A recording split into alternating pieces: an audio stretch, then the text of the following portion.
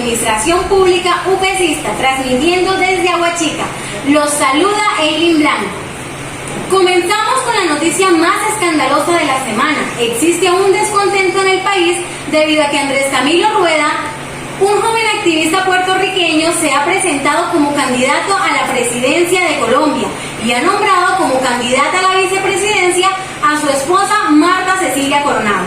A continuación, nuestro reportero Manuel Moreno se encuentra con las abogadas especializadas en Derecho Constitucional, quienes nos explicarán por qué este nombramiento va en contra de la Constitución.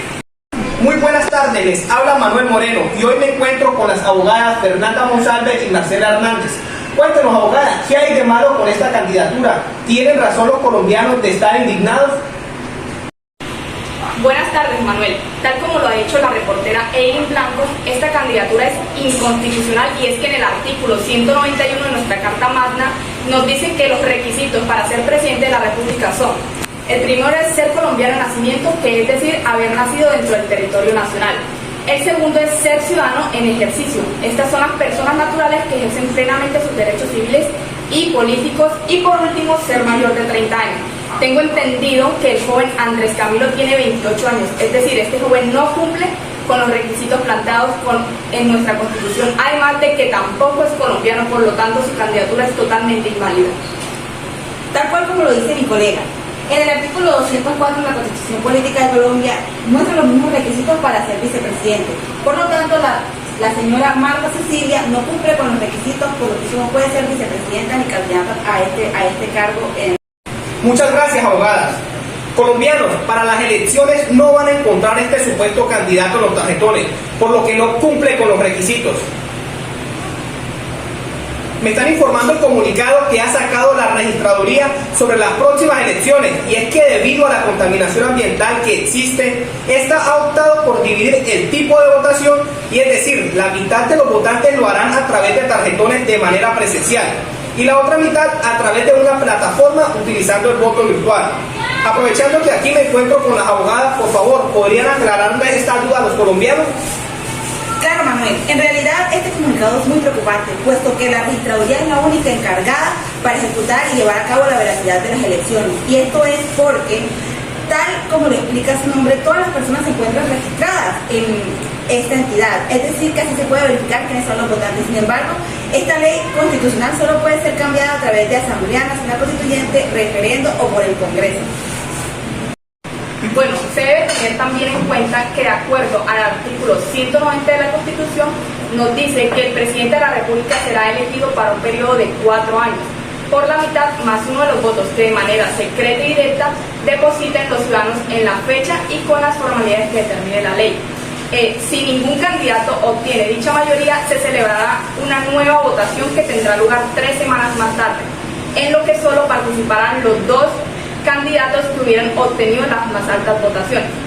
Este será declarado presidente quien obtenga el mayor número de votos. En caso de muerte o incapacidad física permanente de alguno de los 2 candidatos con mayoría de votos, su partido o movimiento político podrá inscribir un nuevo candidato para la segunda vuelta. Bueno, y también, si no lo hace o si la falta obedece a otra causa, lo reemplazará quien hubiera obtenido la tercera votación, y así en forma sucesiva y en orden descendente. Si la falta se produjese con antelación menor a 2 semanas de la segunda vuelta, esta se aplazará por 15 días. Bueno, y según el artículo 202, nos dice que para ser elegido como vicepresidente debe sacar la mayoría de votos y conformar en la misma fórmula del presidente de la República. Además, los candidatos para la segunda ronda de la votación, si hubiesen, deberán ser en cada fórmula quienes lo integraron en la primera.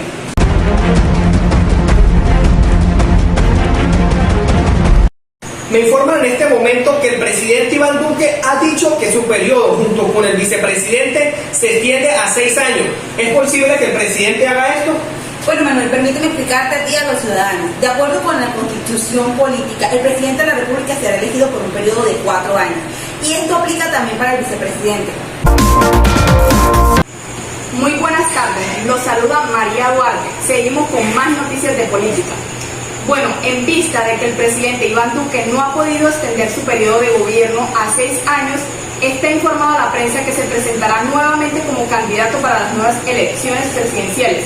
A continuación, la reportera Mara Hernández, que se encuentra con los abogados Armando González y Elena Rojas, especialistas en la administración pública, nos aclararán las dudas. Muy buenas tardes, aquí Mara Hernández con los abogados Armando González y Elena Rojas. Cuéntenos, ¿el presidente puede hacer esto? Bueno, primero vamos a entrar un poco en contexto sobre los antecedentes de la figura de la reelección en Colombia. Y es que en la historia colombiana ha quedado plasmado desde sus inicios como república el poco desarrollo constitucional en las formas de elegir los cargos de presidente y de vicepresidente, que si bien existe una enorme diferencia en sus funciones, cabe recalcar que al momento de ser elegidos e inclusive reelegidos, no ha existido realmente una diferencia normativa aplicable para ambos cargos. De tal manera que se hace necesario traer en mención las prerrogativas intrínsecas en los distintos cargos, en los dos cargos. Iniciamos en la Constitución de 1821, en el artículo 107, nos habla que la duración del periodo es de 4 años y no era posible reelegirse. Luego, en la Constitución de 1830 a 1832, en el artículo 83, la duración del periodo es de 8 años. Tampoco era posible reelegirse, y es que es como una duración de un periodo tan larga, ¿cierto? Encontramos luego en la Constitución de 1832 a 1843, en el artículo 102 y 103, la duración del periodo es de 4 años y tampoco era posible reelegirse a menos que se renunciara 2 años antes de terminar su cargo, de terminar su periodo. Luego en la Constitución de 1843 a 1853, en el artículo 87, la duración del periodo es de 4 años y la reelección no era posible reelegirse. En la Constitución de 1853 a 1858, en el artículo 27 y 32, la duración del periodo es de 4 años, no era posible reelegirse a menos de que el periodo se interrumpiera. Luego, en la Constitución de 1858 a 1863, en el artículo 41, 42 y 46, y esa se le llamó presidente de la Confederación, la duración del periodo es de 1 año. Tampoco se consiguió la reelección. En la Constitución de 1863 a 1866, en el artículo 75 y 79, la duración del periodo es de 2 años, tampoco era posible reelegirse. Ahora encontramos las constituciones más recientes, que es la de 1886 a 1991, en el artículo 114 y 127, la duración del periodo es de 6 años, y aunque también hubo unas variaciones. La reelección no era posible a menos de que se renunciara al cargo 18 meses antes de terminar el periodo. Cuéntenos, abogado Armando, ¿cómo es ahora o cuáles son las últimas actualizaciones que se ha hecho? Exactamente. Luego, en el año 2004, la figura de la reelección en nuestro país se instauró con el acto legislativo 2 del 2004, bajo la figura de la reelección inmediata, que permite a aquellos que hayan ejercido el cargo de presidente de la República, incluyendo al mandatario actual, permanezca en su cargo durante un segundo periodo si así lo deciden los ciudadanos mediante un voto popular. Okay.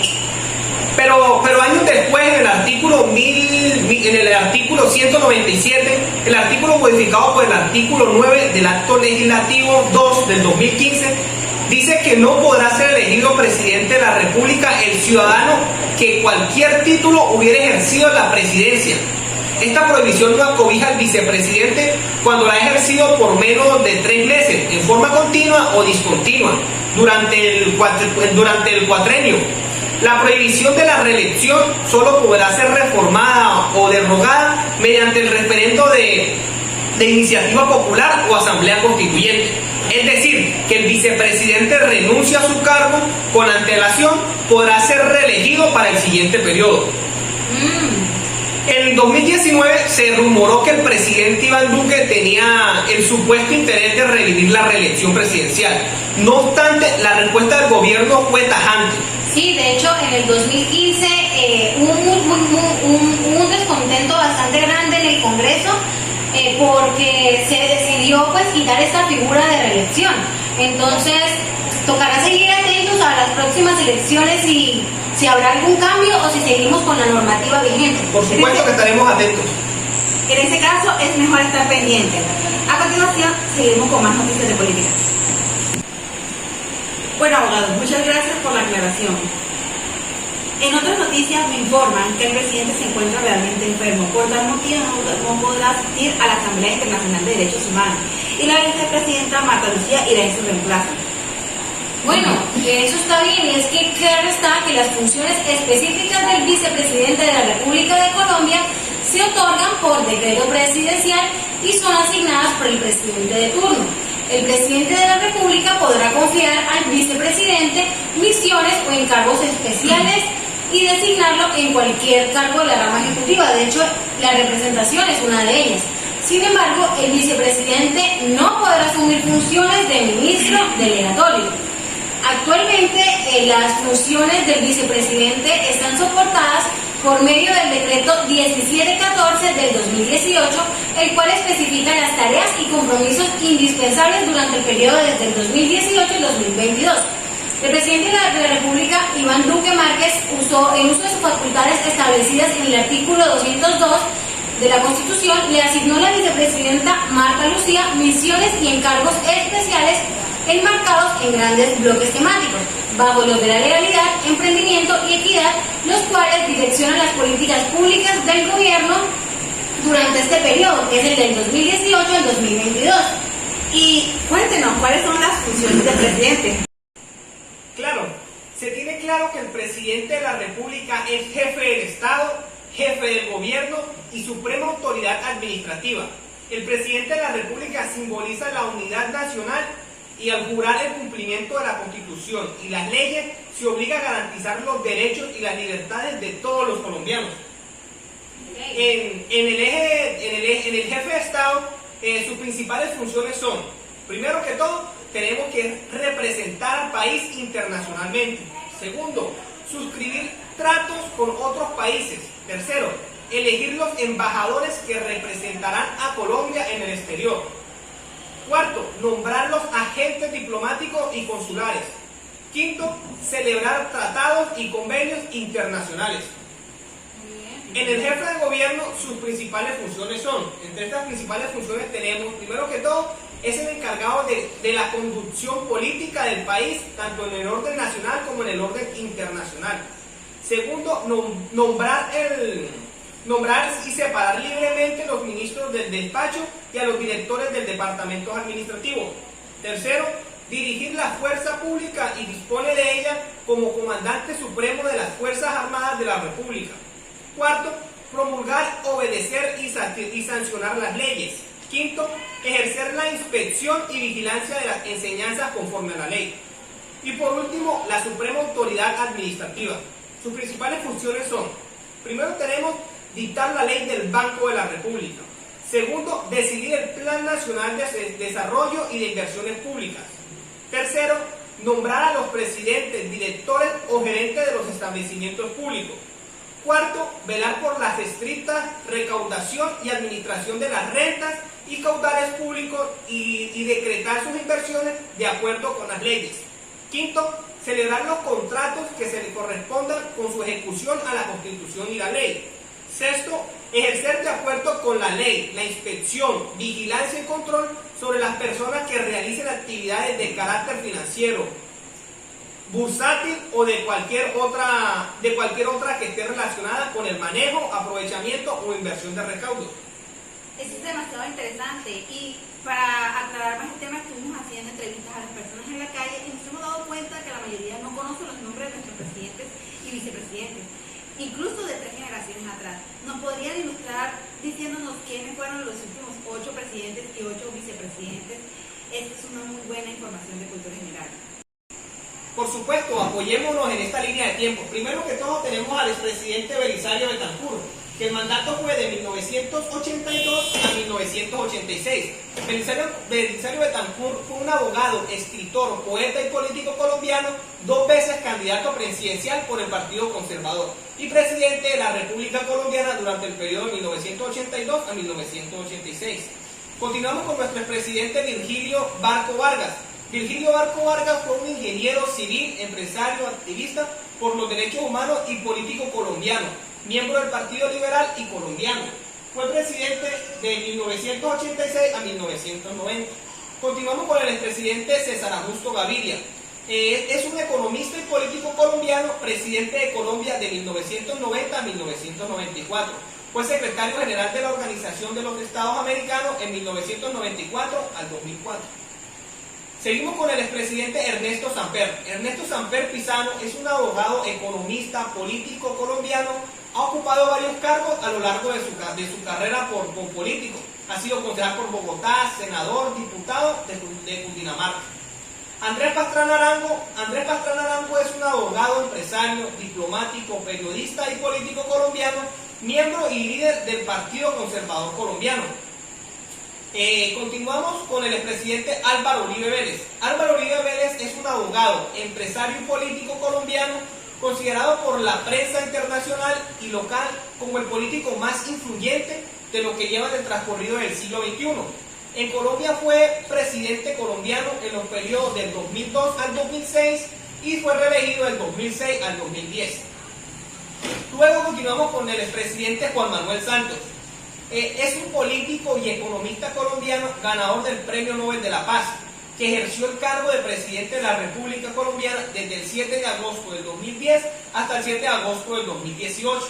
Y por último tenemos el presidente actual, Iván Duque Márquez, que es un abogado, escritor y político colombiano.